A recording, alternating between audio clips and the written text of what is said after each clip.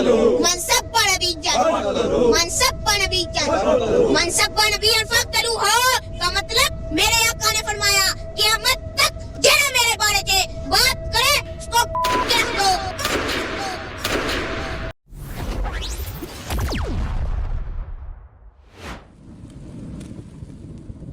जय हिंदू राष्ट्र।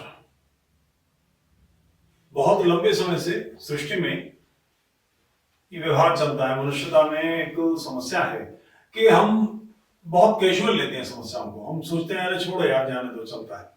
ये छोड़ो जाने दो चलता है का परिणाम बहुत भयानक हुआ है कि जो आतंकी विचारधाराएं हैं, जिनके मूल चिंतन में है कि वो अपने से अलावा किसी को भी जीने नहीं देना चाहती, मार देना चाहती हैं,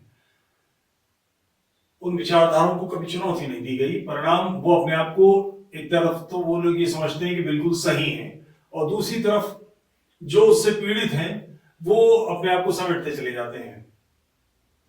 आज के नई पीढ़ी को तो इसका अंदाजा भी नहीं है कि सीरिया मूलतः ईसाई देश है, उससे पहले वहां बौद्ध थे।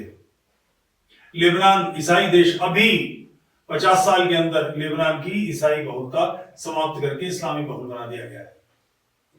इसके खिलाफ आवाज उठनी चाहिए, और शायद आवाज न उठाने का कारण यह है कि बाइबल भी मूलतः इसी तरह की पैगन्स के लिए हत्यारी बातों से भरी हुई है। पैगन्स का नाश होना, मूर्ति पूजकों का नाश होना, ऐसी मानसिकता है, इसलिए उन लोगों ने कोई बात नहीं की। मगर अब क्रिश्चियनिटी से तो ईसाई बाहर आ चुके हैं, लगभग बाहर आ गए हैं। ईसाई देशों में, जिन्हें ईसाई देश हम समझते हैं, यानी यूरोप के देश, अमेरिका और ऑस्ट्रेलिया, यहाँ क्रिश्चियनिटी का वो दबदबा, वो प्रभाव, समाज पर पकड़ बिल्कुल समाप्त हो रही है।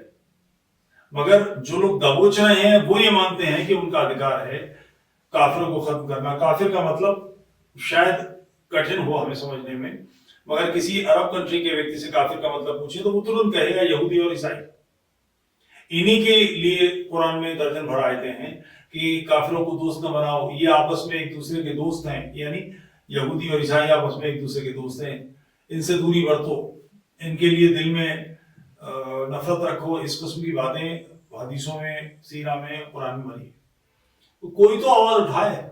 सलमान मोमिका, इनके बारे में लोगों को गलतफहमी है कि वो एक्स मुस्लिम नहीं थे, वो ईसाई थे, और उन्होंने स्वीडन, सीरिया से भागकर स्वीडन आ गए, और स्वीडन में सरकार से परमिशन ली, पुलिस से परमिशन ली कि मैं कुरान को आग लगाना चाहता हूं। अपनी अभिव्यक्ति की स्वतंत्रता के पक्ष में खड़े होने की मानसिकता दृढ़ता के साथ जाहिर करना चाहता हूं। अभी कुछ दिन पहले सलमान मोमिका की हत्या कर दी गई। स्वाभाविक है, आप ठहरी झील में पत्थर फेंकते हैं तो, और उस झील में खड़े भी हैं, तो ये संभव है कि बर्फ पत्थर फेंकने से टूटे तो आप भी पानी में गोता खा जाएं। मगर गलत बातों का विरोध तो करना ही पड़ेगा। दुष्टता के खिलाफ नहीं खड़े होंगे तो बात कैसे बनेगी? आवाज तो उठानी पड़ेगी, और इस आवाज उठाने का जो भी परिणाम हो वो भुगता जाएगा। क्योंकि हम जो कुछ भी कर रहे हैं वो अपने आने वाली पीढ़ियों के लिए कर रहे हैं। कि हमने जिस धरती पर आग खोली, इसका जैसा वातावरण है, हम आने वाली पीढ़ियों के लिए उससे बेहतर पृथ्वी छोड़कर जाएं। तो ऐसी हत्यारी मानसिकता जो अपने चिंतन के अलावा सबको मार डालना चाहती है, काफिरों को कत्ल करना चाहती है, मुशरिकों की हत्याएं करना चाहती है, उसको एक्सपोज तो करना पड़ेगा। और ये सारा दर्शन आता कहां से है? ये समस्या है सब समाज की। वो सोचती है कि इस्लाम तो बिल्कुल ठीक है, मुसलमान उसकी गलत व्याख्या करते हैं। बिल्कुल उल्टा है।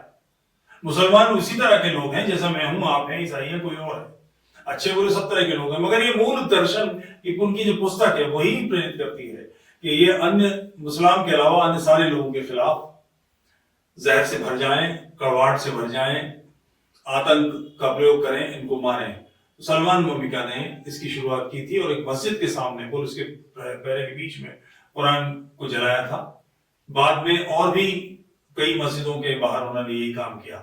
उन पर उसके कारण से मुकदमा भी चला, मगर फैसला आने से पहले उनकी हत्या कर दी गई। परमात्मा उनकी आत्मा को शांति दे।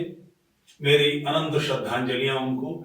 ऐसे हजारों लाखों लोग चाहिए जो किसी भी गलत बात के विरोध में आवाज उठाएं, तभी गलत बातों को मानने वालों में ये बदलाव आएगा कि वो गलत है और सही रास्ता मानवता का है।